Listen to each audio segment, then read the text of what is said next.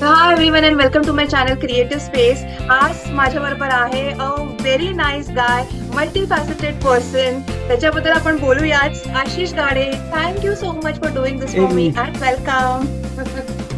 Hello hello Neha, thank you so much मला बोलवलंस आणि आपण आज गप्पा मारणार आहोत त्याच्यासाठी मी एक्सायटेड आहे. कारण मी तुझे पॉडकास्ट बरेचसे बघितलेत, मला ते खूप आवडले आणि इतकं स्मूथली जातात ते, इतके काय म्हणतात, कॉन्व्हर्सेशन इतकं फ्रेंडली होतं की त्याच्यामुळे मज्जा येते ते बघायला पण. आणि मी बरेचसे बघितलेत. थँक्यू सो मच मला इन्व्हाइट केल्याबद्दल. Thank you for being so nice. Ashish, most welcome. आता please tell about yourself. कुठले करंट प्रोजेक्ट चालू आहे? तुला इतक्यांदा बघितलंय आता सोशल मीडियावर, पण त्याच्या व्यतिरिक्त अजून काय चालू आहे?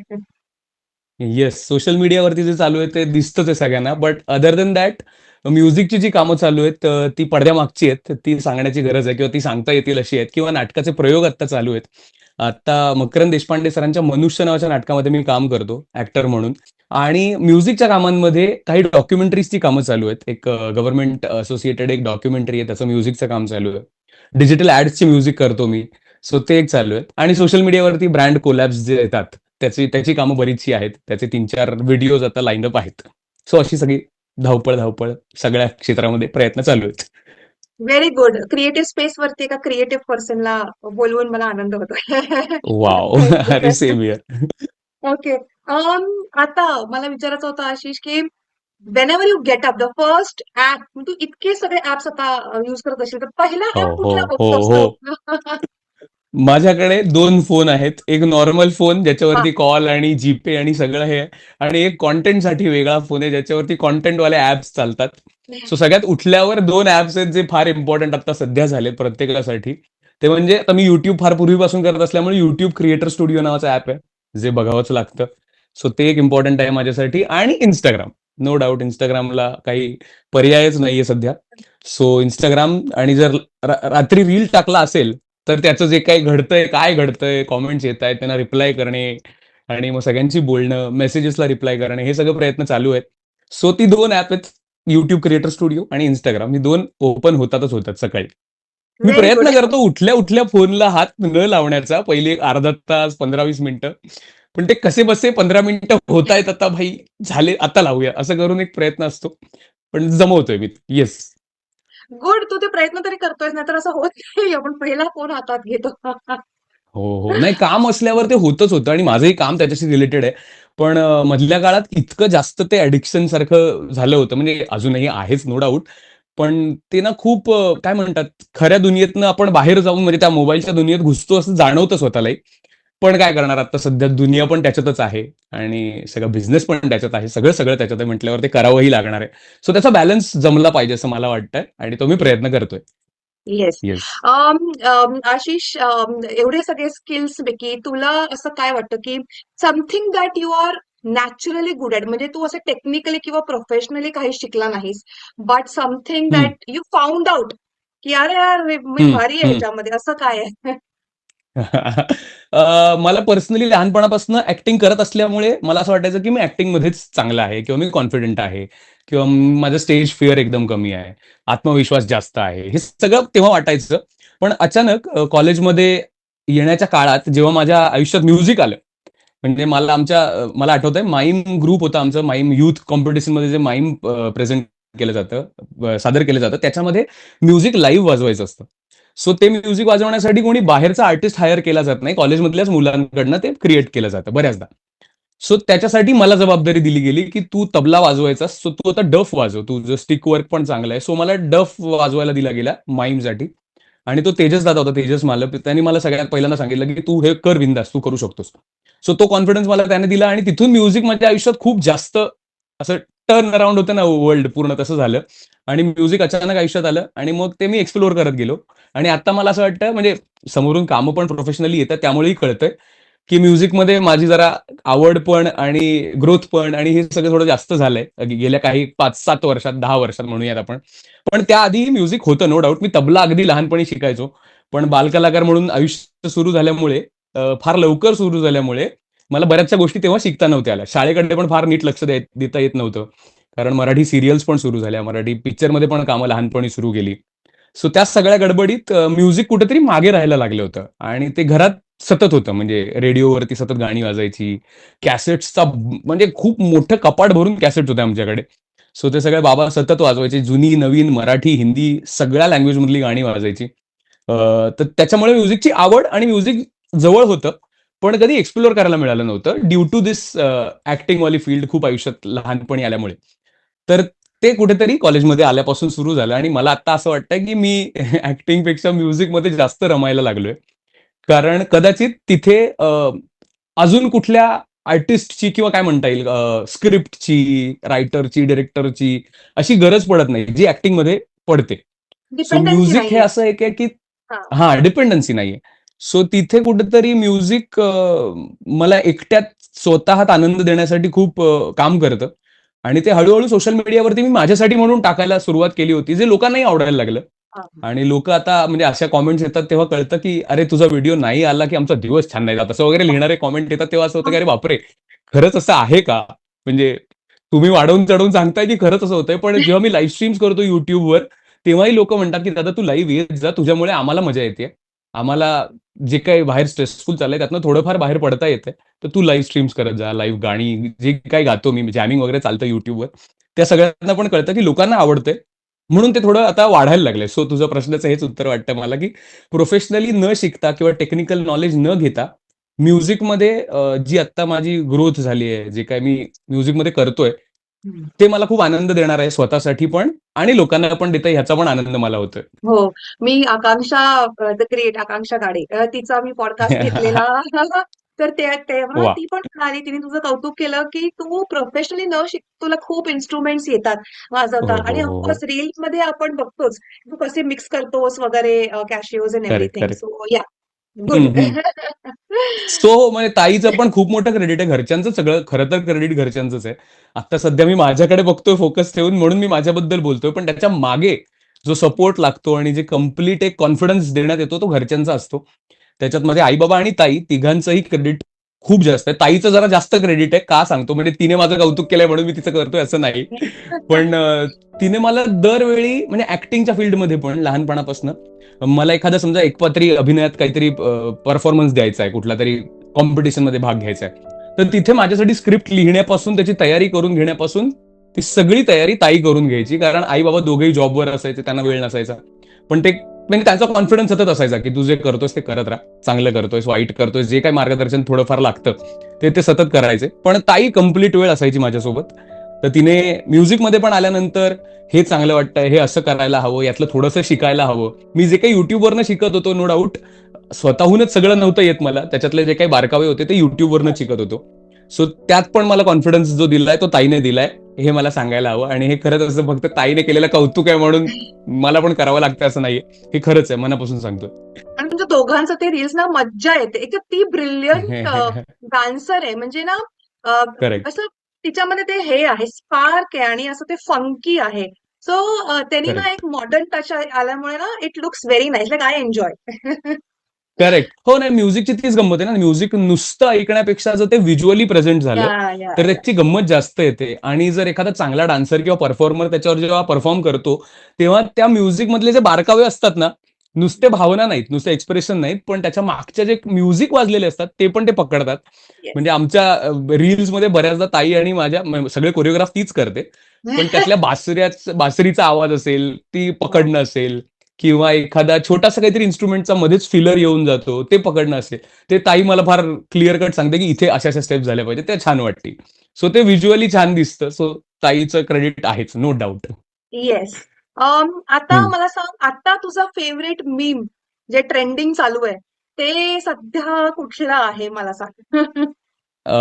ट्रेंडिंग मीम आता सध्या ते एआयचे जे काही सगळं लहान मुलांचे व्हिडिओज येत आहेत किंवा अच्छा. कुत्री मांजरी नाचतात, त्यांचे हां, जे हां, काही हां. व्हिडिओज येतात त्याची गंमत येते, त्याची मज्जा येते ट्रेंड म्हणून. पण अजून एक इंटरेस्टिंग मला आता मीम किंवा काय म्हणता येईल ट्रेंड जो झालाय त्याची पण एक गंमत येते ते म्हणजे ते फक्त मीम म्हणून तयार झालं होतं, पण आता कुठेतरी त्याची गरज वाटायला लागली असं एक प्रकरण सध्या आपल्याला सगळ्यांना पण नजरेत आहेच नो डाउट. ज्याची गरज मला वाटते म्हणजे शिक्षणासाठी ते काम करत आहेत म्हणून, मुद्दा महत्त्वाचा वाटतो म्हणून. ते म्हणजे कॉकरोच जनता पार्टी जे काही अचानक आपल्या समोर आलं, ते खरं तर मीम म्हणून बनलं. त्याचं एक काय म्हणता येईल, फक्त एक सटायर म्हणून बनलं गेलं. पण ते सध्या फीडवर खूप येतं आणि शिक्षणासाठी प्रयत्न केले जातात हे बघून खूप बरं वाटतं, खूप चांगलं वाटतं. आणि जे शिक्षणासाठी प्रयत्न करत असतील त्याला तरी माझा सपोर्ट आहेच, नो डाऊट. मुद्दा महत्त्वाचा वाटतो म्हणून. Okay, okay. Thank you for this answer. खरंच म्हणजे व्हेरी येस, इम्पॉर्टंट. आता सांग मला yes. Ashish, how has social media changed your view point? म्हणजे आधी सोशल मीडिया नव्हता. पण आता त्याचे हं, खूप प्रोज अँड कॉन्स आहे. पण तुझा व्ह्यू पॉइंट काय हं. आहे?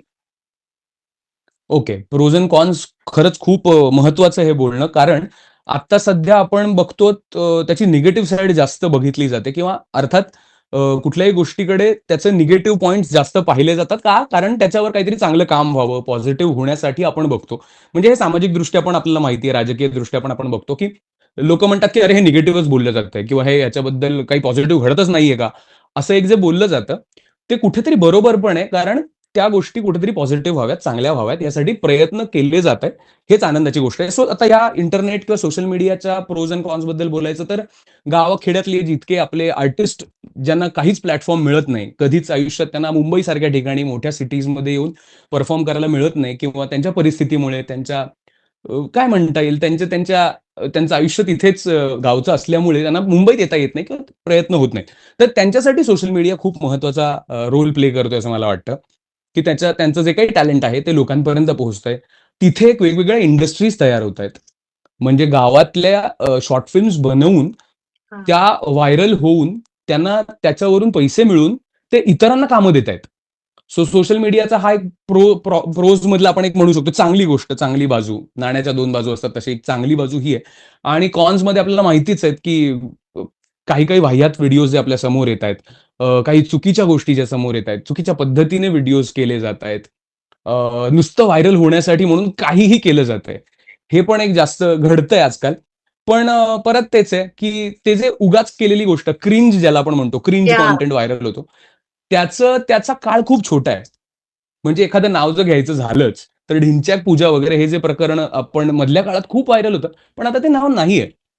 का नाहीये? कारण ते क्रिंजच होतं. त्याच्यात तिने जर काही चांगलं काम केलं असतं किंवा तिने स्वतःवर काहीतरी मेहनत करून काहीतरी त्याचा फायदा करून घेण्याचा प्रयत्न केला असता तिने, तर कदाचित ते आर्टिस्ट म्हणून नाव पण मोठं असतं. नो डाउट तिने तिच्या काळात मचवलं. म्हणजे तिने तिचा काळ गाजवल्यासारखं. बिग बॉस वगैरे जे काही सगळं तिने केलं. पण परत तेच आहे, की ते लाँग टर्मसाठी कितपत छान आहे, कितपत लोकांना आवडणार आहे, कितपत लोकं त्याच्यावरती आनंद घेऊ शकणार आहेत, हे माहीत नाहीये. हे सो हो, कॉन्समध्ये हा एक सस्टेनेबिलिटी. प्रकार मोडतो. हो. हां, असं मला वाटतं पर्सनली. सो कदाचित हे 2 प्रोज एंड कॉन्स या काही गोष्टी मला वाटतात सोशल मीडियाच्या, ज्या मी बघतोय. असं सगळं आहे. हां, हां, हां. हो आणि तुमच्याकडे तेवढी पॉवर, तुम्हाला तेवढी पब्लिसिटी मिळाल्यानंतर तुम्ही ॲक्चुअली चांगलं कंटेंट किंवा सस्टेनेबिलिटीकडे तुम्ही बघायला पाहिजे. 10 वर्षानंतर सुद्धा ते रिलेव्हंट करेक्ट, असायला पाहिजे. And people don't see correct. That. Correct नाही आणि माझा पण पॉइंट हाच होता. मी जेव्हा सोशल मीडिया सुरू केलं, ॲक्टिंग मी प्रोफेशनली करत होतो, सीरियल्स करत होतो. बऱ्याचशा सीरियल्स चालू होत्या. त्या सेटवरती ना खूप वेळ मिळायचा. आणि तिथे मला असं झालं होतं, की अरे हा खूप वेळ नुसताच आपण मोबाईलवरती किंवा टाईमपास घालवण्यापेक्षा काहीतरी शिकूया, काहीतरी एक स्किल आपलं डेव्हलप करू. यासाठी मग मी गिटार घेऊन जायला लागलो सेटवर. मला आठवतं 2015 मध्ये एक सीरियल करायचो, अरे वेड्या मना नावाची, स्टार प्रवाहाची. त्याच्या सेटवरती खूपच वेळ मिळायचा, कारण मी हिरोचा भाऊ होतो. सो घरातले सीन्स सतत लागायचे. तर आम्हाला बोलावून ठेवायचे. सगळे आर्टिस्ट जे घरातले होते, ते सगळ्यांना बोलावून ठेवायचे. स्क्रिप्ट एक रात्र आधी स्क्रिप्ट यायची, मग त्यांना कळायचं, की अरे ह्याचा एकच सीन आहे. पण बोलावून ठेवा, बोलावून ठेवा. असं करून दिवस-दिवस आम्ही सेटवर बसून असायचो. असे असे किस्से पण घडले. सो त्याचा वेळ सत्कारणी लावण्यासाठी मी गिटार घेऊन जायला लागलो. सो 2015 किंवा 14-13 पासून थोडंसं कीबोर्ड सोडून किंवा कीबोर्ड पण तसाच शिकलो मी. माझ्या एका दादाला कीबोर्ड यायचा. तो काही शोजमध्ये वाजवायचा वगैरे किंवा बँजो पार्टीत तो वाजवायचा. सो ते माझ्यासाठी फॅसिनेटिंग होतं. खूप इंटरेस्टिंग होतं ते मला. सो तशी सुरुवात झाली होती कीबोर्डची किंवा म्युझिकची, की कीबोर्ड असा वाजवायचा, ह्याच्यातनं असं गाणं बनतं. हे सगळं तिथून सुरू झालं 2008, 9, 10च्या आधी वगैरे. तर त्याच्यानंतर कीबोर्ड जसा यायला लागला, सूर कळायला लागले, सुराबद्दलचं नॉलेज थोडंसं वाढलं, कॉर्ड्स काय असतात कळायला लागले, त्याचे टेक्निकल गोष्टी जे काय आहेत. पण टेक्नॉलॉजी नंतर, की सॉफ्टवेअर आणि हे सगळं नंतर कळलं. पण त्याच्या आधी जे बेसिक्स असतात, म्युझिकचे बेसिक्स ते मला त्या कीबोर्डमुळे कळले होते आणि मग मला गिटार फॅसिनेटिंग वाटायला लागली. कारण गायची आवड निर्माण झाली होती थिएटरमुळे. पोवाडा वगैरे गायचो मी लहानपणी शाळेच्या वार्षिकोत्सवात किंवा समूह गीतामध्ये भाग घ्यायचो. किंवा तबला वाजवायचो समूहगीतासाठी. तर ते सगळं करत असताना मला सतत असं वाटायचं, की अ, आपण गाण्यासाठी गिटारची पण एक साथ आपल्याला मिळेल तर मज्जा येईल किंवा गिटार वाजवता आली तर अजून मज्जा येईल. सो ते करण्यासाठी मी म्हणून सीरियलच्या सेटवर गिटार घेऊन जायला लागलो आणि मग तिथे वाजवता मग ती आवड निर्माण झाली. मग तो इंटरेस्ट वाढला. मग त्याचे पण व्हिडिओज मी टाकायला लागलो. आर्टिस्ट जे माझ्याबरोबर होते त्यावेळी अरे वेड्या मनामध्ये अभिजित आमकर नावाचा आर्टिस्ट होता. त्याला म्युझिकची आवड होती. त्याला गाणी गायला आवडायची. सो मग आम्ही आमचे व्हिडिओज बनवून टाकायला लागलो. सो माझ्या YouTubeचा जो सगळ्यात ओल्डेस्ट व्हिडिओ आहे, तो अभिजित आणि आम्ही गाणी गातोय ह्याचा व्हिडिओ आहे. सो तो किंवा त्याच्यानंतर नकळत सारे घडले नावाची सीरियल केली स्टार प्रवाहाची. त्याच्यात हरीश दुधाडे म्हणून माझ्याबरोबर आर्टिस्ट होता. सो त्यालाही गिटारची आवड होती. त्याला तर स्वतः गिटार वाजवताही येत होती. तो त्याची गिटार आणायचा, आम्ही माझी गिटार आणायचो आणि आम्ही वा. जॅमिंग करायचो. तो हिरो असताना त्याला वेळ कमी मिळायचा, पण तरी जेव्हा वेळ मिळायचा तेव्हा आम्ही खूप जॅमिंग करायचो. त्याचेही व्हिडिओज टाकायचो. त्या व्हिडिओचा एक वेगळा फॅन बेस तयार झाला होता. कारण त्या सीरियलमध्ये एक छोटी मुलगी होती. छोटी परी नावाचं कॅरेक्टर जी करायची. तिच्याबरोबर आम्ही गाणी गायचो. सो ती गंमत लोकांना इतकी आवडायची, की हे मागे काय करतायत, पडद्यामागे ह्यांचं काय चाललंय बघण्यासाठी लोकं YouTubeवर येऊन सबस्क्राईब करत होते चॅनलला. सो तसं एक YouTubeचं एक पूर्ण पेज आहे, ज्याच्यात मी फक्त आर्टिस्ट बरोबर जॅमिंग आणि मज्जा-मस्ती कशी केली ते सगळं दिसतंय. वा. ओके. ओके. मस्त, मस्त आशिष. ऐकून छान वाटलं काहीतरी हां. गंमत-गंमत असं. करेक्ट. आता थोडं इन्स्ट्रुमेंट्स बद्दल बोलताय. I wanted to ask you, तू जेव्हा सॉंग्स मिक्स करतो, आता रील्स वरती वगैरे, हं, तर हं, which were the most random songs that you pick आणि त्याला खूप हं. जास्ती व्ह्यूज मिळाले, like you are also very happy about it, कसं? असे खूप आहेत. ॲक्चुअली माझा कंटेंट आता मी जसं सांगितलं, की 2015-16 पर्यंत मला ते कीबोर्ड आणि हे सगळं शिकता आलं. त्याच्यानंतर मग मला कळायला लागलं म्युझिक प्रोडक्शन काय असतं, की जे आपण कीबोर्डवर वाजवतोय, ते नुसतं माईकने रेकॉर्ड करण्यापेक्षा किंवा माझ्या आता हेडफोनवरने आपण जसं रेकॉर्ड करतो तसं करण्यापेक्षा, त्याला म्युझिक प्रोडक्शनची एक बाजू आहे. पूर्ण एक वेगळा हां. अंग आहे, की ज्याच्यात तुम्ही प्रोड्यूस केलेलं म्युझिक हे उत्तम साउंड करतं कानात जेव्हा तुम्ही इयरफोन घालून करता, जेव्हा ऐकता. तर ते करता नंतर एका पॉइंट नंतर एआय आलं. जेव्हा 2019-20च्या दरम्यान.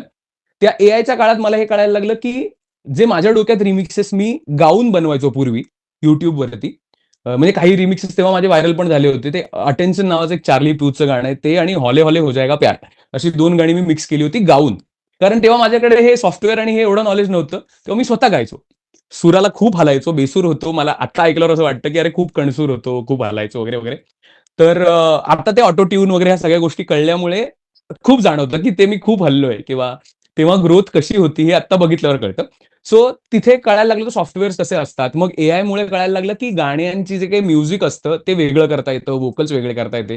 तर आपल्याला रील्सवरती बऱ्याचदा असे व्हिडिओज येतात, की ज्याच्यामध्ये इन्स्ट्रुमेंटेशन पूर्ण बंद केलं जातं आणि या, या, फक्त या. व्होकल्स ऐकू येतात आणि ते खूप छान वाटतं ऐकायला. सो ते एक गंमत कळायला लागली. तिथून मग असं वाटलं, की अरे हे वापरून आपण जे कणसूर आहोत किंवा बेसूर होतोय काही ठिकाणी, त्याच्याऐवजी जर मी ओरिजिनल गाण्यांनाच घेऊन मिक्स केलं, तर ते ऐकतानाही छान वाटेल.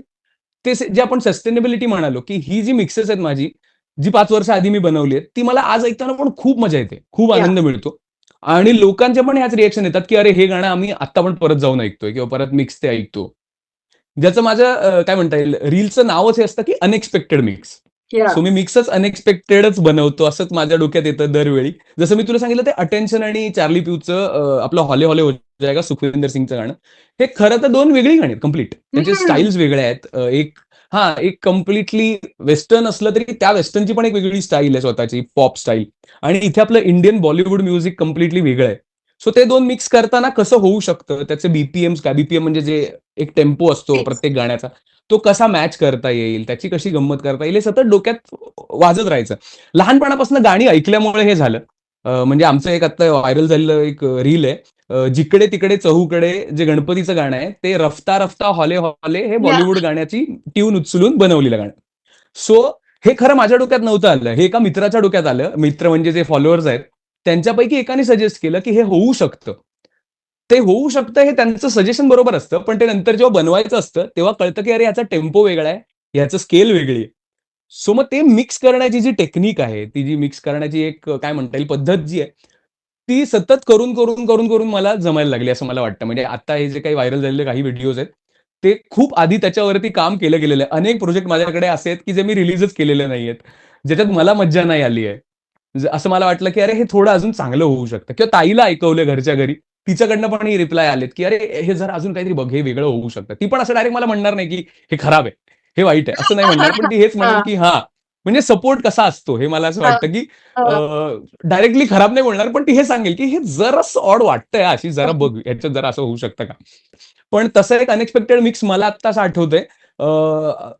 आपल्या छावा फिल्म आली होती, त्याच्यात ते गाणं होतं, सिंग जरा सिंग रग रग में है तूफान, तूफान या नावाचं गाणं होतं ते. ओके.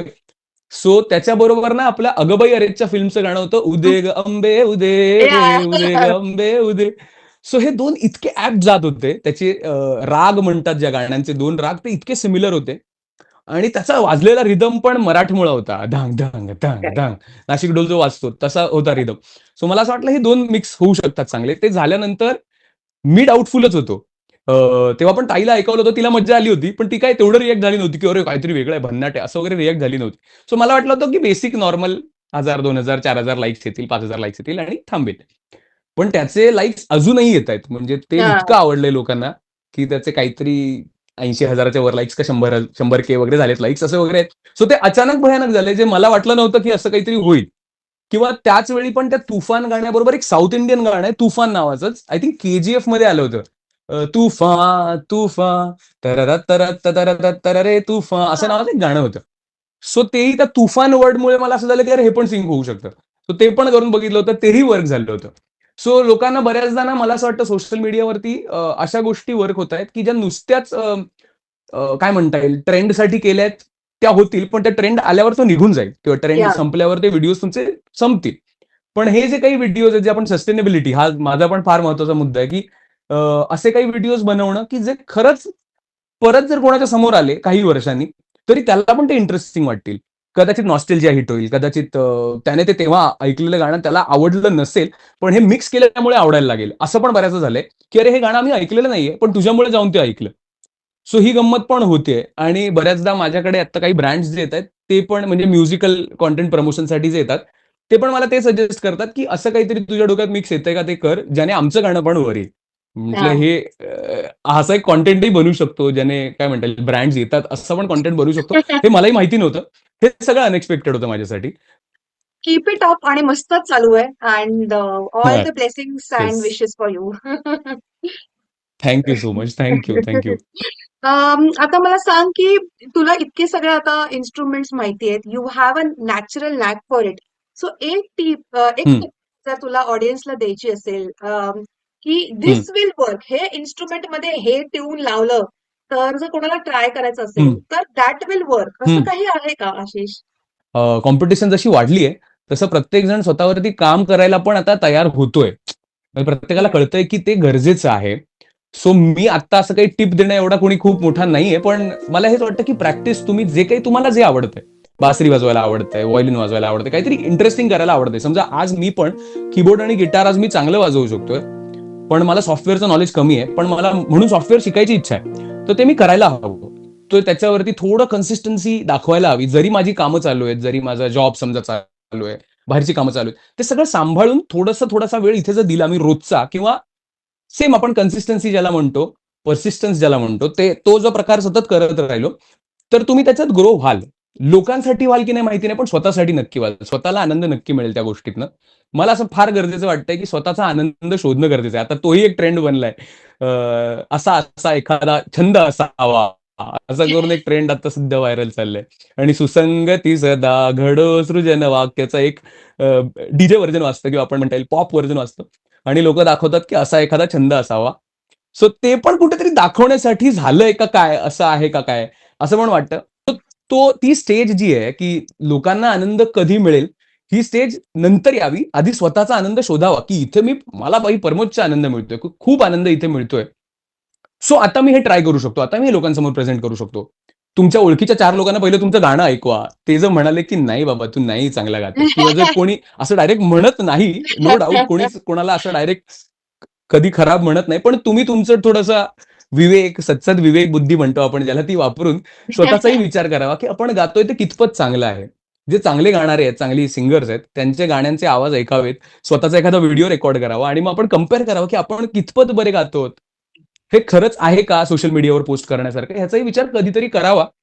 जर तुम्हाला सस्टेनेबल बनवायचं आहे. क्रिंज बनवायचं असेल तर ठीक आहे. म्हणजे तुमचं जर क्रिंज हाच तुमच्या डोक्यात कॉन्टेंट असेल.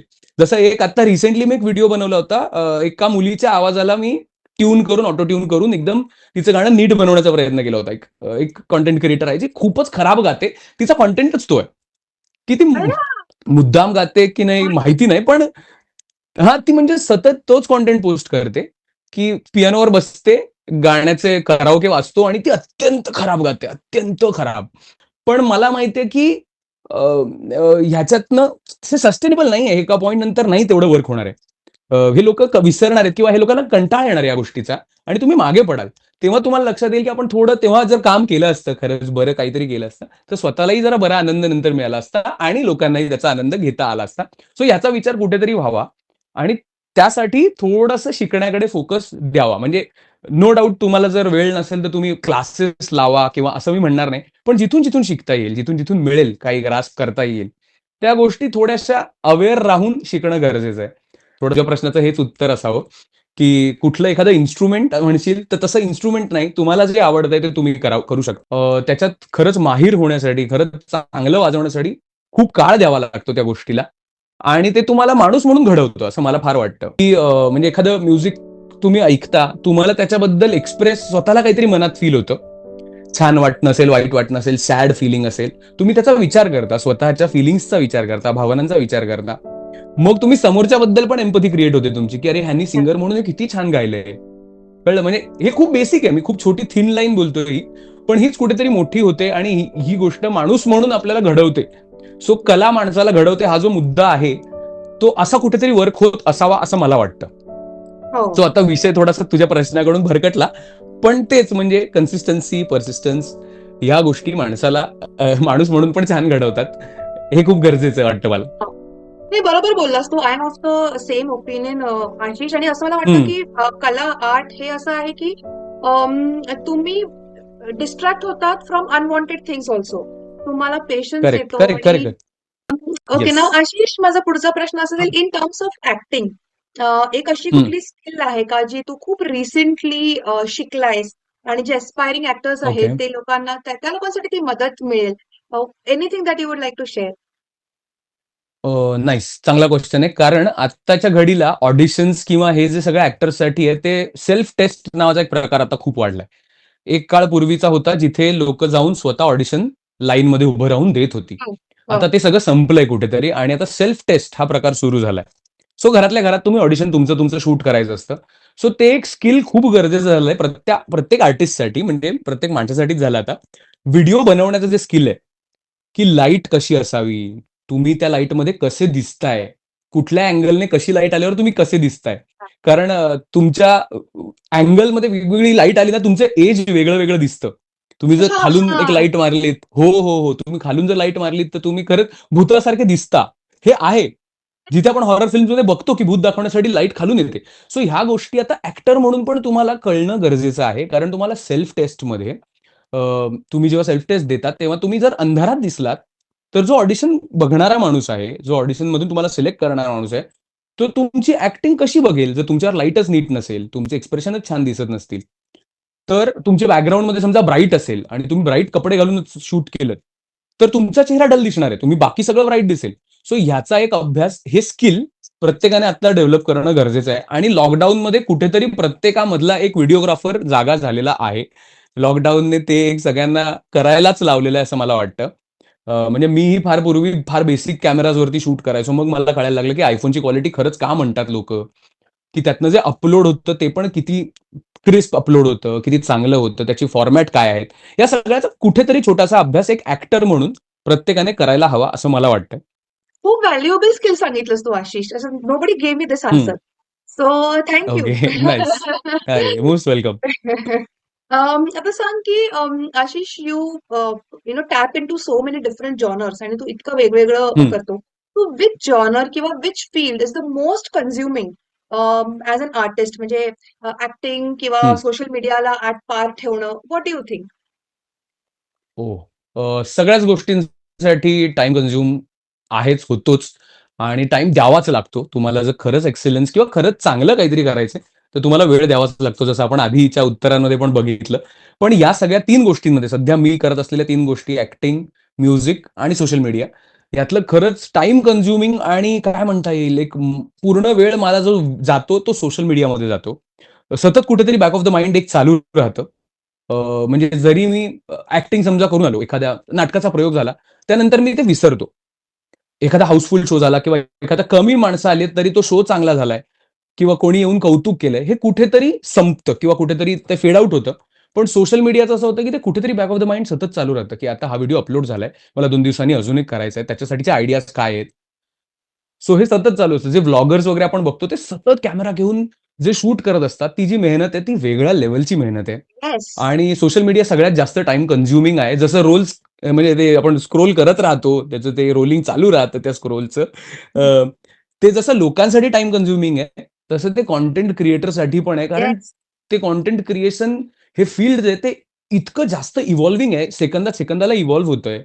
जर ते तुम्ही अडॅप्ट नाही केलंत, तर ते तुम्ही कुठेतरी मागे राहाल किंवा तुमची जी कला आहे, ती तुमच्यापुरतीच मर्यादित राहील. सो गोष्टी चेंज होणार आहेत.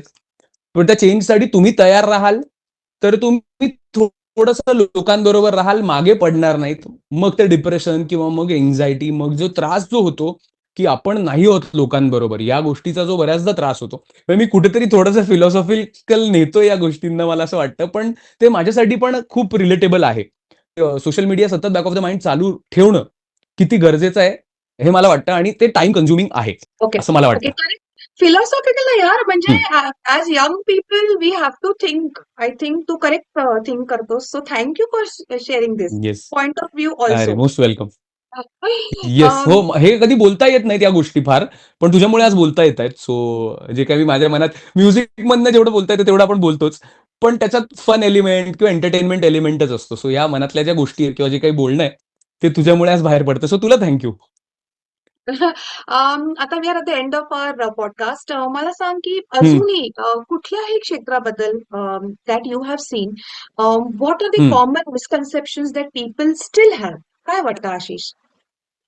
हं. ओके. सो आता सध्या सोशल मीडियावरती मी खूप असल्यामुळे ते पहिलं सांगतो. लोकांना असं वाटतं मी जसं म्हणालो, की एक व्हिडिओ टाकला की आपण व्हायरल होऊ. हे एक मिसकन्सेप्शन किंवा YouTubeवर व्हिडिओज टाकल्याने पैसे येतात. हे खूप मोठं मिसकन्सेप्शन आहे. त्याच्यासाठी खूप जास्त थ्रेशोल्ड आता YouTubeने बनवलेत. इतकी जास्त पब्लिक YouTubeवर कंटेंट बनवायला लागल्यामुळे, जे पूर्वी थोडं सोपं होतं. मी 2013 मध्ये YouTube सुरू केलं. तेव्हा मला काही महिन्यातच Googleकडनं लेटर आला आणि मॉनिटायझेशन जे असतं चॅनलचं या. सुरू झालं. कारण तेव्हा गर्दी कमी होती, त्याच्या पॉलिसीज वेगळ्या होत्या. पण करेक्ट. जसं लॉकडाऊन आणि कोरोना नंतर जे काही काळ बदलला, त्याच्यामुळे सगळीच जण YouTubeवर कंटेंट बनवायला लागली. त्यामुळे YouTubeच्या पॉलिसीज बदलल्या, त्याचे थ्रेशोल्ड बदलले. मग प्रत्येक कॅटेगरीसाठी त्याचं मॉनिटायझेशन वेगळं झालं. म्युझिकसाठी वेगळं, व्लॉगिंगसाठी वेगळं, टेकसाठी वेगळं, कॉमेडीसाठी वेगळं, सगळ्यासाठी वेगळं झालं. तरी आज लोकांना असं वाटतं, की अरे आज मी एक YouTubeवर व्हिडिओ टाकला, की मला पैसे चालू होणार आहेत. तर तसं नाहीये. त्याच्यासाठी खूप जास्त मेहनत आहे. सो हे मिसकन्सेप्शन आहे मला असं वाटतं सोशल मीडियाच्या बाबतीत. म्युझिकच्या बाबतीतलं मिसकन्सेप्शन मला असं वाटतं, की एखादी फिल्म किंवा एखादी डॉक्युमेंटरीचं म्युझिक जर खूप वर्क झालं, तर तुम्हाला कामच येतील, खूप सारी कामं येत जातील. तसं नाहीये. तिथे तुम्हाला मेहनत करत राहावी लागेल. कुठेतरी तुम्हाला सतत दिसत राहावं लागेल. एका अर्थी सोशल मीडियामुळे हे झालंय, की तुमचं काम सतत दिसत राहिलं, तर कळत राहील, की तुम्ही आहात.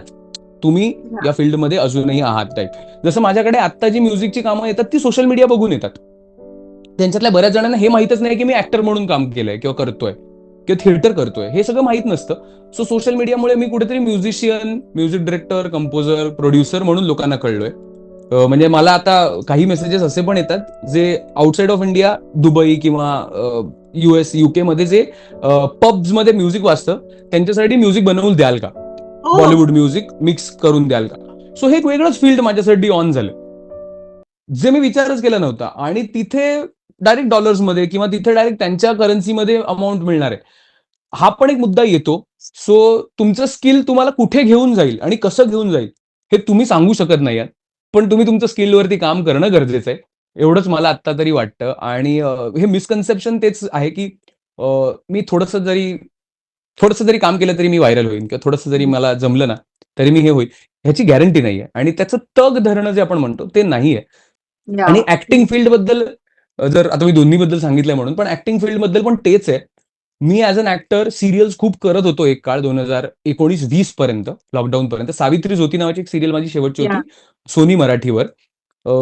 त्याच्यामध्ये मी विलन करत होतो. पण त्यानंतर मला असं जाणवायला लागलं, की मला तेच कॅरेक्टर्स मिळतायत किंवा तशाच भावाचे, मित्राचे ह्याच कॅरेक्टर्समध्ये मी अडकतोय.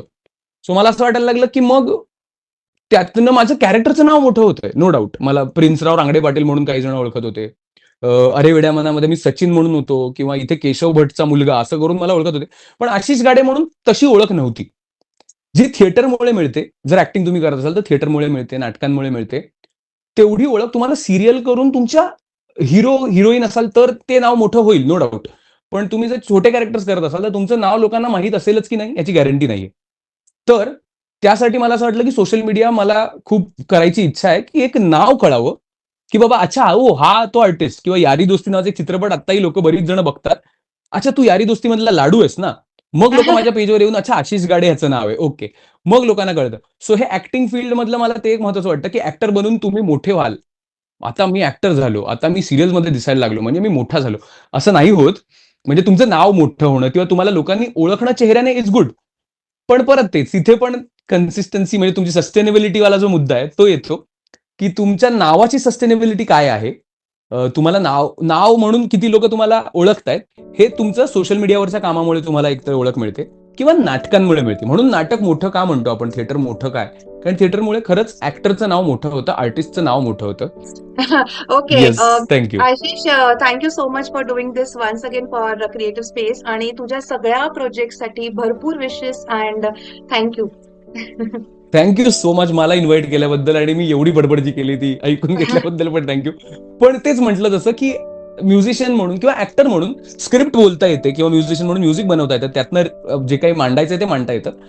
पण हे जे बोलणं आहे जे खूप काळापासून मित्रांमध्ये होतात गप्पा किंवा मित्रांची बोलणं होतं, पण हे कधी असं कुठल्या प्लॅटफॉर्मवर जाऊन बोलण्यासाठी काय म्हणता येईल तेवढं फ्रेंडली. मी ह्याच्या आधी इंटरव्ह्यूज दिलेले आहेत नो डाऊट, पण ते खूप कामाशी रिलेटेड किंवा ते खूप पुढचं प्रोजेक्ट काय किंवा ताई बरोबर खूप सारे इंटरव्ह्यू झालेत, बहीण भाऊ म्हणून. तर तिथे ते विषयच वेगळे होऊन जातात, बहीण भाऊशी रिलेटेडच हा. विषय होतात. सो वन ऑन वन असं इंटरव्ह्यू किंवा असं पॉडकास्ट होणं मला खूप इंटरेस्टिंग वाटलं आणि मलाही खूप बोलता आलं. त्यासाठी thank you so much. Thank you. Thank you. Bye bye. Yes, bye bye. Take care. Bye.